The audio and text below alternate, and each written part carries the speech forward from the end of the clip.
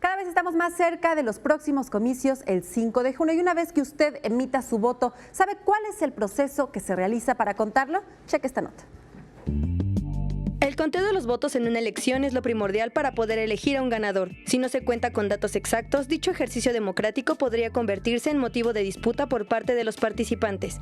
Para generar dichos datos, el Instituto Nacional Electoral cuenta con el Programa de Resultados Electorales Preliminares, anteriormente llamado Sistema de Información de los Resultados Electorales Preliminares, que es el mecanismo de información electoral que difunde los resultados no definitivos en una elección desde 2012. El PREP recolecta las actas de escrutinio y cómputo de las casillas, las lleva al centro de acopio y transmisión de datos para hacer la digitalización, captura y validación de datos de la información asentadas en las actas.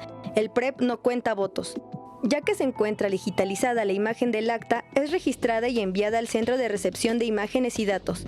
Una vez registrada, se envía a un CAD para su captura mediante una terminal de captura de actas. Al tener los datos listos, se verifica y difunde mediante el Consejo General del INE, Internet y medios de comunicación. El trabajo del PREP permite a los ciudadanos conocer los resultados preliminares de cada casilla a la misma noche de la elección. Los resultados son informativos y preliminares, por lo que no cuentan con efectos jurídicos y no declara el resultado final. Mariana Sánchez, 21 Noticias.